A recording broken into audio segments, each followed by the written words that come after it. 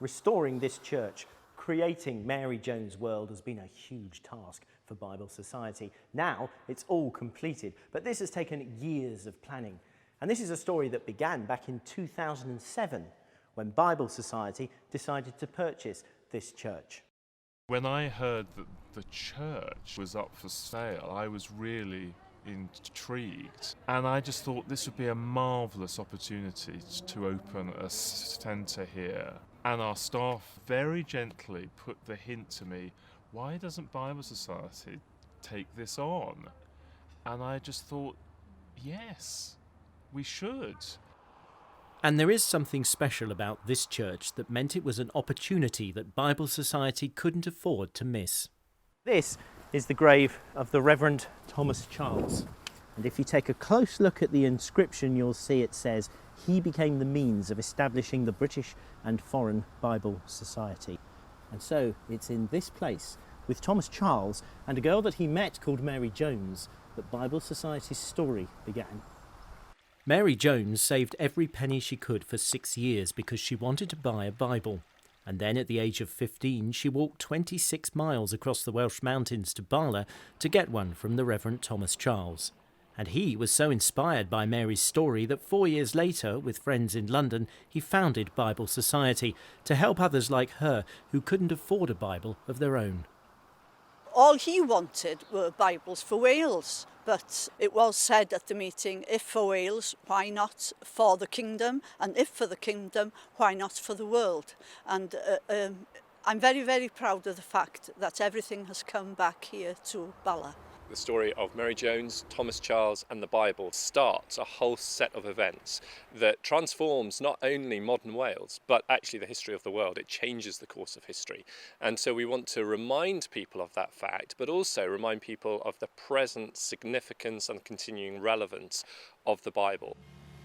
In February 2014, work began on Mary Jones' world.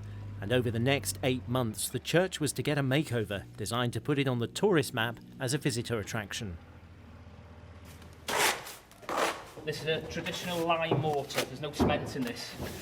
This is coarse sand and hydraulic lime and horsehair. So a lime mortar mix helps the old stonework breathe. That's how they did it 100 years ago.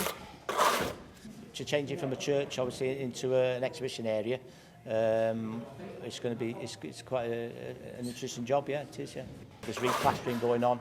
There's work to the ceilings to be done, insulation in the ceiling, and then that's replastered. There'll be exhibition stands to do. This is what we call Victoriana tiling. This is a very old pattern. It's a bit like doing a big jigsaw, isn't it? It is indeed. Yes, yes. And it's actually really important, isn't it, that they all go back exactly the same, because as soon as you stand back and look at it, if you've put one wrong, it shows up. It just stands out. It's interesting work. I like it. Very good. And especially when you see the end result, you know, on an old building, and you're helping to keep it going, you know. Is a listed building. It's in an active graveyard that belongs to the church in Wales and is administered by the local Christchurch PCC. It's in Snowdonia National Park, a place of outstanding beauty. There's issues with the bats and nesting birds. We've got otters right next to us. So there's been a lot of challenges and approvals we've needed to get through and negotiate.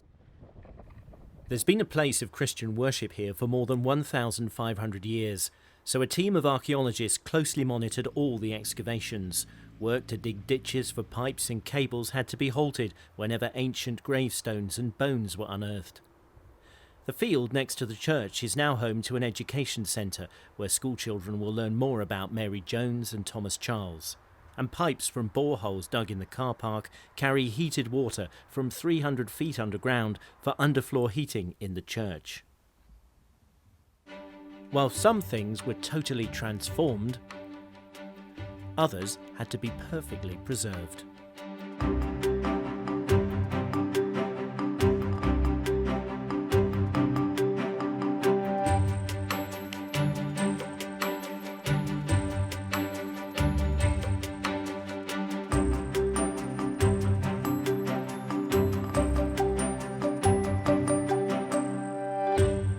It's fantastic that we can still recognise the church being Clannakill Church when you walk in.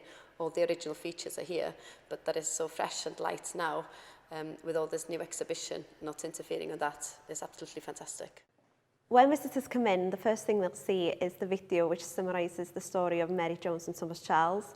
They'll also get to see the exhibition which talks more about the Bible in Wales and the work of Bible Society and what they do around the world. There's also an education zone, which is something interactive for children, where there's quizzes and they'll get to learn more about the Bible.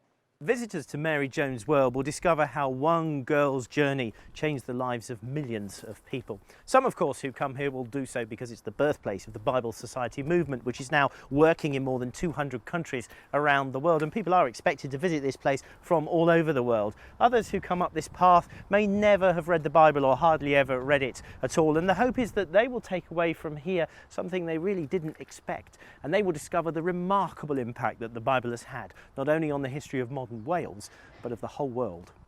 I really hope this centre is going to help make the connection between the richness of our past and the richness and hope of the future. I hope that people are going to take away a real sense that not only is this place a part of our history and the history of Wales, but that actually the story continues. The story is alive. The Bible continues to be relevant to people in their lives. I just really hope that people will go away thinking, look, this is a book that I want to know more about.